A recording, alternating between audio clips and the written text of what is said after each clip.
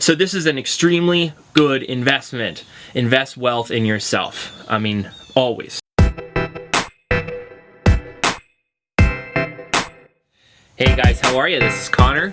You are watching ThrivingMinimalist.com. Thanks so much for tuning in. Today, we're going to be chatting a little bit about money, and I got two fantastic questions via comments on YouTube from two subscribers. So we're just going to jump right into it. I'm going to answer both these guys' questions, and then add a little bit of my philosophy here and there on money and my experience, you know, with what I do with money. So the first one is by Chris Gone Raw.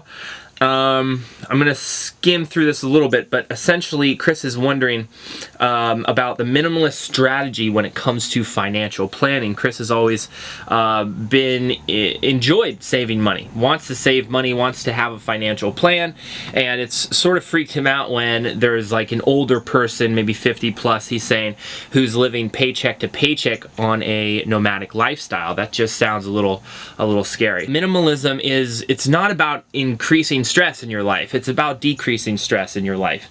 So I really recommend anything that's going to decrease stress in your life is living a minimalist lifestyle, you know? And for most of us, we're finding that by getting rid of things and relationships that don't serve us, and, you know, 4 cars and 18 houses and 27 boats and all this stuff, and we kind of get rid of the clutter in our life, both physically and emotionally, we have less stress and we have more space for ourselves. For some people, you know, having a big savings account, having the 401k, having a retirement plan, having some investments, that feels best for them, and they would rather put a lot of energy into creating wealth and storing it away because that reduces stress than maybe putting more energy into things like that maybe they're more passionate about but don't necessarily bring in a lot of money.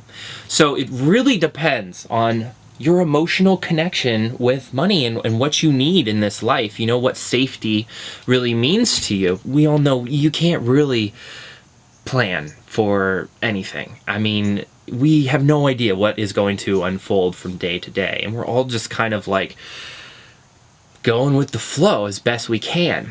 For some of us, we really want to figure out how we can best take care of ourselves tomorrow. We want to figure that out today so that tomorrow we feel as safe as we possibly can, or as good as we possibly can. For me, what I've found in order to do that is to set myself up for emotional success today. I love my tomorrow self. I love him dearly, and I want him to feel good, and I want him to be surrounded with people who love him, and I want him to be relaxed and like healthy and rejuvenated and ready to go out into the day with a big smile on his face. And in order for my future self to have that, today I like to provide him with good nourishment, good sleep, healthy relationships, maybe making some kind of connection with the universe through YouTube, which always makes me feel good, maybe doing some writing, maybe doing some meditation, maybe doing some self-therapy, maybe taking myself on a walk today. You know, that's the kind of investment that I like to put into the world, to myself. That's the kind of setup I want for tomorrow. That might not sound great to you. You know, you might really want to go out and work like 20 hours today and make some big money and like sell some stocks or sell some cars or invent something to copyright and sell, like, I don't know, whatever you're into to make your money. You might want to put your energy into creating a space tomorrow that is financially abundant. And that's awesome. There's nothing wrong with that. I have no criticism towards that end whatsoever. As far as minimalism and financial planning, I think you can be a minimalist and plan the heck out of your finances. And in fact, I think that some minimalists really are great financial planners and are really dedicated. You know, that's where they can turn their energy because they don't have all this other stuff. The 18 cars and the 100 boats and, you know, the 37 houses or whatever it is. Or the emotional emotional clutter or whatever. They've reduced the clutter over here so they can focus more on their financial plan over here, which is what they really want to be doing, and that's awesome. If you're doing what you want to do, that's what it's all about, and more power to you. You can be a minimalist and work the 20 hours a week and financially plan, and you can be the minimalist and sleep on the cardboard box. It doesn't matter. It's about reducing the things in your life that aren't serving you so you can focus on the things that are. And ultimately, yeah, reduce stress in your life, because stress isn't serving you. So the next question is from Dino or Dino. Hey, where do most of you minimalists keep your money? Bank, shares, under the pillow, in the ground? I have no idea where everyone else keeps their money, of course. But I keep most of my money in two places. Most of my money is all in a PayPal account. I also use my PayPal account to connect with a bank account here in the States where I can transfer money and take it out locally.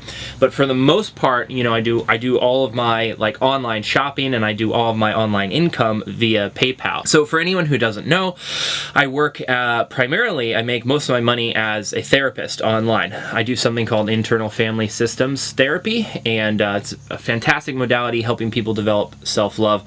I absolutely love it, and it's how I make most of my money. It's how I live. It's how I eat and travel and can afford to hang out here and make YouTube videos with you guys. But I do also make a little bit of money on YouTube. I also make a little bit of money as an Amazon affiliate. I have a couple of small books, like a recipe book and a how to make money online book.